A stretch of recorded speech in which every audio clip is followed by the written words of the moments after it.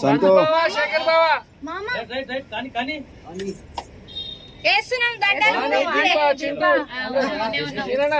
చింటేట్రా చిన్న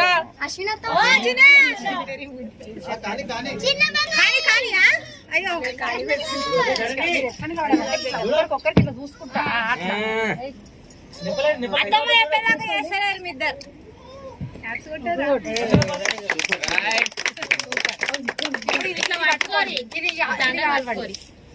అట్లా దించండి ఒక రెండు